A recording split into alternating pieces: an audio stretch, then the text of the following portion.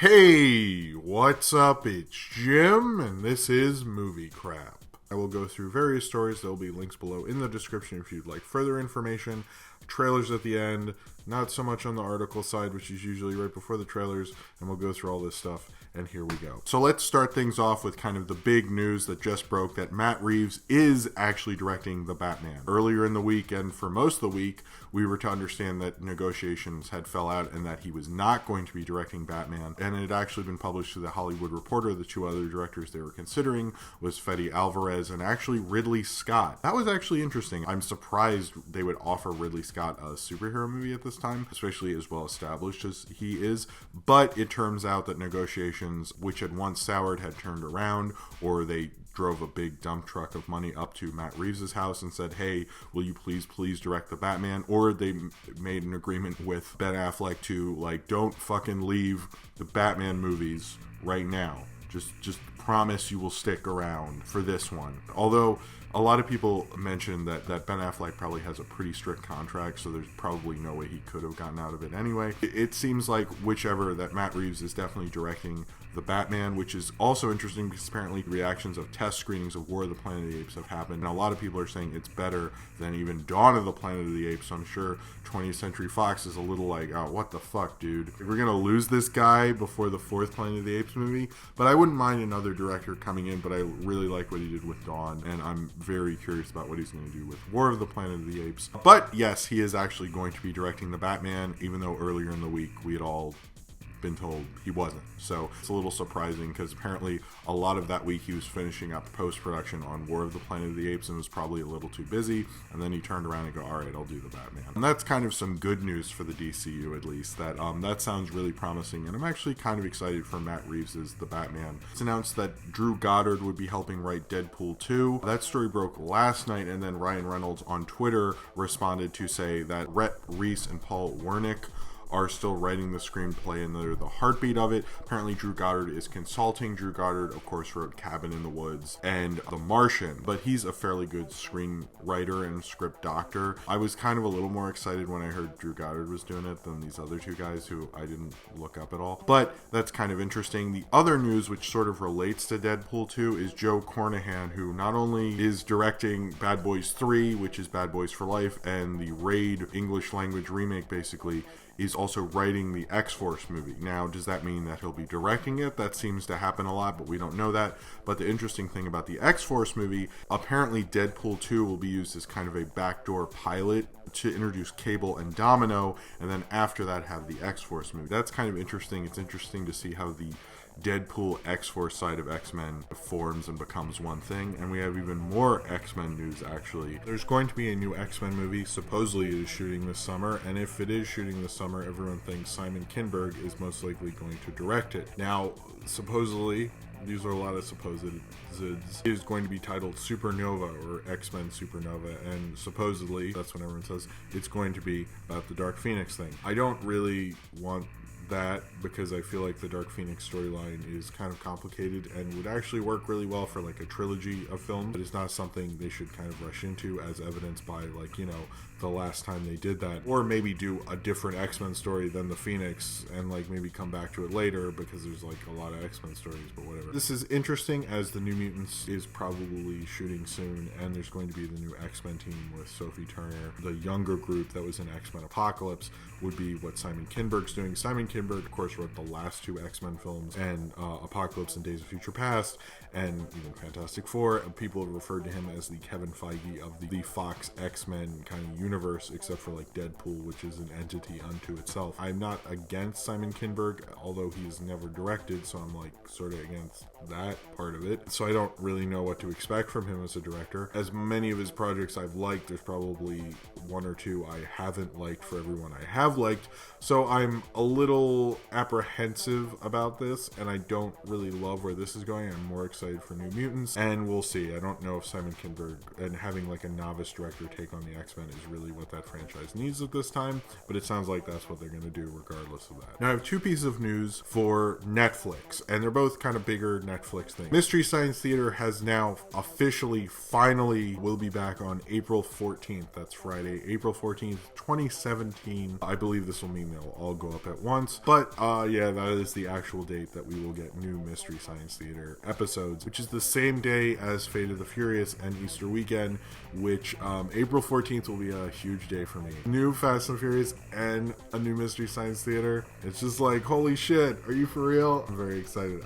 When I realize I'm getting both on the same day, I'm pretty excited. Now, bigger news and kind of about the future of entertainment and movies is that The Irishman, the new Martin Scorsese film, is headed to Netflix, and this is the film that's going to star Robert De Niro with weird CG young face thing, which I'm not excited about that part, but it'll be a Martin Scorsese film, reteaming him with Robert De Niro for the first time in forever, and Joe Pesci, and actually the first time he's worked with Al Pacino. It seemed like he could never get the finances together, but Netflix is willing to pony up for that and do it. Now, this is also because Paramount's going through a lot of upheaval, and it looked like they probably weren't going to sign on to it. And I don't know, Paramount, a lot of nonsense going on there. But with this movie going to Netflix, and it'll actually play day and date on Netflix and in theaters. For a Martin Scorsese film, I'm probably honestly just going to see it in theaters, but there's a lot of theater chains that will not do the day and date thing. I'm very surprised Scorsese would do this, but I think to make the film he wanted to make the way he wanted to make it, I'm sure this was probably the easier compromise. But I think this is the future. You know, you've seen directors like David Ayer on the film he's working on with Will Smith is going to Netflix. Duncan Jones's film is going to Netflix. I think with Martin Scorsese, he's kind of the biggest auteur we have. He's kind of the auteur's auteur almost. He's a huge director. Cinephiles love him. And I think the fact that he is willing to go to Netflix, he is willing to go to streaming, I think is a big thing. I'm surprised Netflix isn't going to change the deal and make it like what Amazon Prime did with Manchester by the Sea, which that thing still isn't on Amazon Prime because they kept it in theaters and then eventually let it be free for streaming for all time. Netflix doesn't seem to want to do that. That's the different streaming business models. And as Netflix has yet to really get major Oscar nominations the way Amazon Prime did, that'll be interesting, but maybe these filmmakers are looking at this like, I can make the kind of film I want. And I think also Netflix is actually very interested in not just having like huge gigantic hits like they've had with Stranger Things. It's just checking a lot of smaller boxes and getting these smaller audiences in, and that's something that the Mystery Science Theater story relates to, as Mystery Science Theater actually has a long history. When Mystery Science Theater started with the Sci-Fi Channel, the fans of Mystery Science Theater called their cable operators and did letter writing campaigns to get sci-fi in more homes and on more cable systems. And so if you're Netflix, I'm not saying Mystery Science Theater is as popular as it was in say 97 when that happened, they still check off a big cult box. People who, you know, if you don't have Netflix and you love Mystery Science Theater, you're probably going to get it. And same with The Irishman. You're like, oh my god, I want to see the new Martin Scorsese film. Well, I can't get to a theater that's playing it. I'll just spend the $7 or whatever it is just for streaming for Netflix. This shows their business model and how smart they are, because Amazon Prime has a lot of cool stuff, Hulu has a lot of cool stuff, but Netflix seems to be doing things on a separate, like kind of almost genre cool wave, which I think will work out a lot for us as movie fans.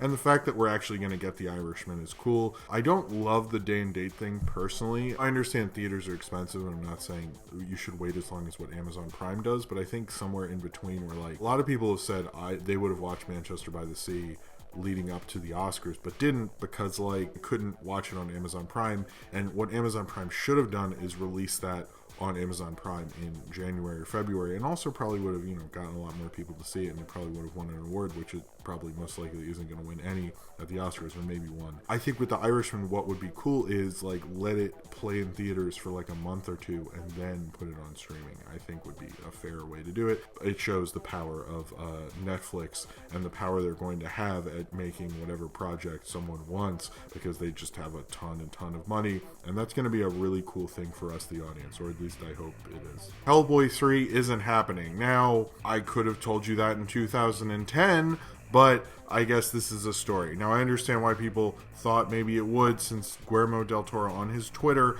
put out a poll asking, you know, would you want a Hellboy 3? You know, obviously, if you follow him on Twitter, then you probably are going to want a Hellboy 3, but whatever. But he said it 100% the sequel will not happen. On his Twitter, he confirmed. I mean, I like the two Hellboy movies. I am not in love with them. I don't like them as much as most people. I don't understand why he didn't make this as an animated movie, considering he has an animated series on Netflix? Couldn't he just get Ron Perlman and the screenwriter and everybody kind of together, storyboarded it out, and made an animated film that would be Hellboy 3, much like the people from Dread 2 say they're going to do? I think, honestly, that's what he should do. Obviously, Del Toro has a ton of projects going on at once, and I find it commendable that he really wants there to be a Hellboy 3, and, like, he loves this franchise, but, like, seriously, we're not really financially big enough to warrant a third one, to be honest. I was kind of surprised he's still trying to make it. If he thinks, you know, Netflix will pay for it, which they're paying for a lot of stuff right now,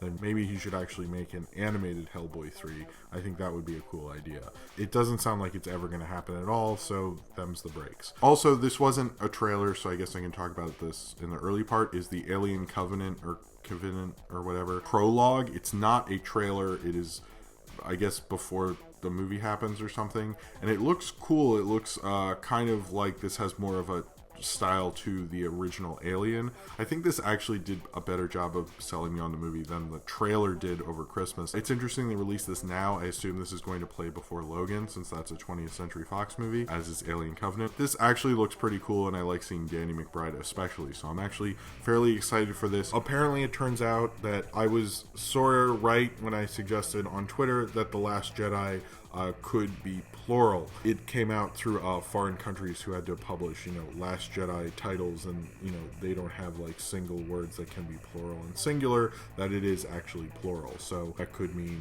how many Jedis, we don't know, but definitely more than one. So Last Jedi really means Last Jedis, but the plural of Jedi is Jedi, like fish, or also Sith. The plural of Sith is Sith. So what that means, who the fuck knows, because we don't even have a trailer. So other DCU news, apparently there is going to be a Nightwing movie, and the director of Lego Batman is the one who's being considered to direct it, which is kind of cool. It's kind of interesting. No one's sure when this is going to fit in, but they've just said that they're going to do this. So no one's sure when it's going to happen, how Nightwing connects to the rest of the DCU, especially since there hasn't been a real established Robin other than that Robin suit in the Batcave, and how Dick Grayson fits into all this. Presuming that Nightwing is Dick Grayson in this, they could have Tim Drake do it or something, I guess, even though that, I believe, deviates from the comics. But no one knows anything other than there's going to be a Nightwing movie, and it's going to be directed by the guy who did Lego Batman. Apparently there is going to be a new Purge movie, but the differences in this one is the guy who directed the previous 3 Purge films and is the creator and writer of all the Purge films as well,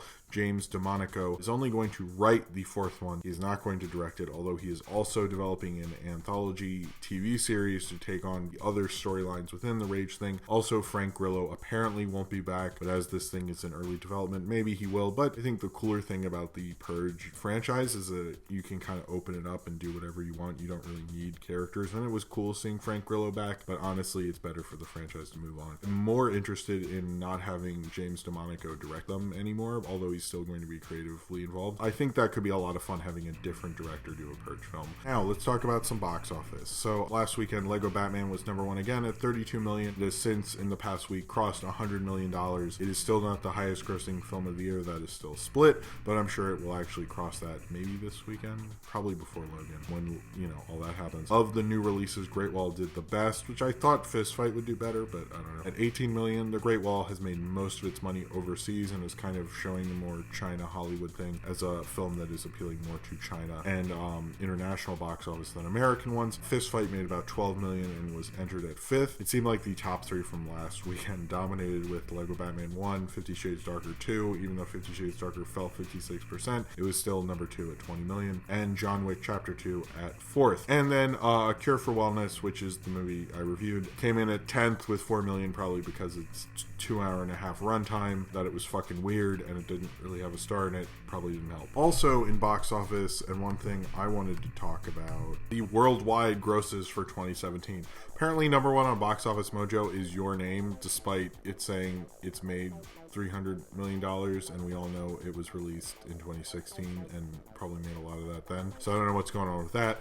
But What is interesting is XXX, The Return of Xander Cage, has made $311 million worldwide, which is something I think most of us are completely unaware of. I know it was doing like crazy business in China and stuff, but I didn't know it did 311 million worldwide. That's kind of crazy. Arguably the highest grossing film of 2017 so far. In news that probably matters more to me than the rest of you, but I'm going to talk about it anyway, from Logan Lucky, which is not a great title. Is it really Logan Lucky?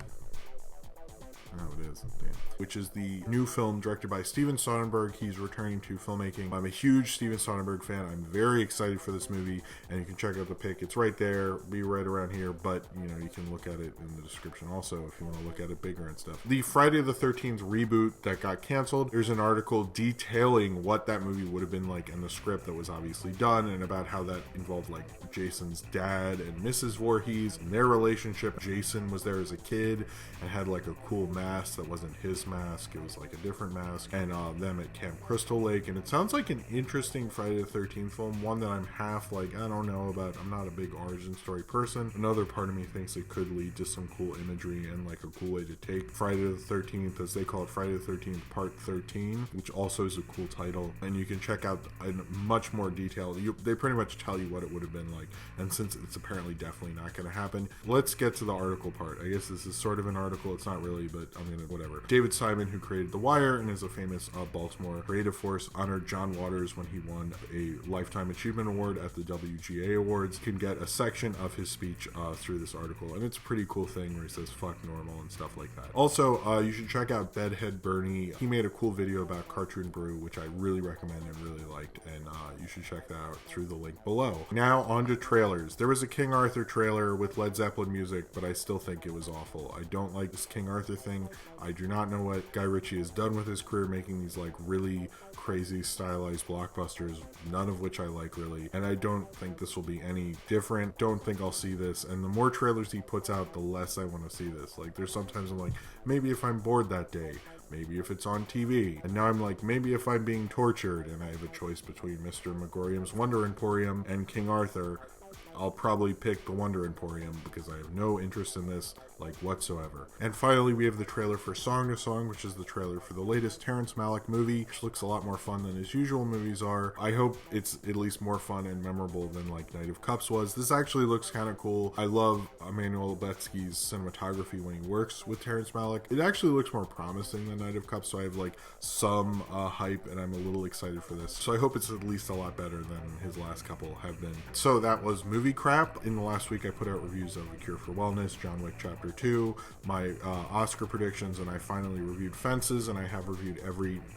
nominee for Best Picture, which is the thing I do that probably no one cares about. I do not know if I will be doing a reaction to the Academy Awards on Monday. It probably won't be the same way because I'm not going to like get it out at 6 a.m. like I usually do, and especially with my wife being 9 months pregnant, there's a major possibility I will just stop making videos at a certain point and won't come back for like a week or so. Babies sort of just show up when they show up. So there's a good chance I'll have an Oscar video. There's also a good chance I won't, but if you want to see my predictions and the Oscar nominee breakdown, which goes over, you know, statistics and who's been nominated and history of those categories, you should do that also. Thank you very much for watching. Comment below if you'd like to talk about any of the stories I talked about in this video, and subscribe if you would like to.